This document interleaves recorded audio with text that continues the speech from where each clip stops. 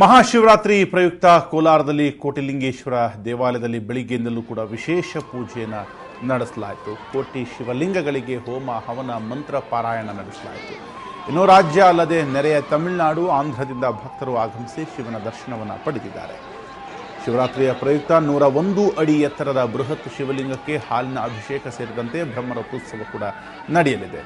ಹಾಗೆ ಆತ್ಮಲಿಂಗದ ದರ್ಶನಕ್ಕಾಗಿ ಬೆಳಗಾವಿಯ ಪ್ರಭಾಕರ್ ಕೋರೆ ಆಗಮಿಸಿದ್ದನ್ನು ನಾವು ನೋಡಿಸ್ತಾ ಇದ್ದೀವಿ. ಹಾಗೆ ವಿಜಯಪುರದಲ್ಲಿಯೂ ಕೂಡ ಈ ಒಂದು ದೇವಸ್ಥಾನದಲ್ಲಿ ಸಾಕಷ್ಟು ಪೂಜೆ ಪುನಸ್ಕಾರಗಳು ನಡೀತಿರುವಂಥದ್ದು. ಗೋಕರ್ಣದಲ್ಲಿ ಮಹಾಶಿವರಾತ್ರಿಯ ಸಂಭ್ರಮ ರಾತ್ರಿಯಿಂದಲೇ ನಡೀತಿದ್ದು ಆತ್ಮಲಿಂಗದ ದರ್ಶನ ಪಡೆಯಲು ಸಾವಿರಾರು ಭಕ್ತರು ಆಗಮಿಸಿದ್ದಾರೆ. ಇನ್ನು ರಾಜ್ಯಸಭಾ ಸದಸ್ಯ ಪ್ರಭಾಕರ್ ಕೋರೆ ಕೂಡ ಆತ್ಮಲಿಂಗದ ದರ್ಶನವನ್ನು ಪಡೆದರು. ಹಾಗೆಯೇ ವಿಜಯಪುರ ಜಿಲ್ಲೆಯಲ್ಲಿಯೂ ಕೂಡ ಶಿವರಾತ್ರಿ ಹಬ್ಬ ವಿಜೃಂಭಣೆಯಿಂದ ಆಚರಿಸಲಾಗ್ತಾ ಇದೆ. ನಗರದ ಸುಂದರೇಶ್ವರ ದೇವಾಲಯದಲ್ಲಿ ಬೆಳಿಗ್ಗೆಯಿಂದಲೇ ವಿಶೇಷ ಪೂಜೆಯನ್ನು ಮಾಡಲಾಗಿದೆ.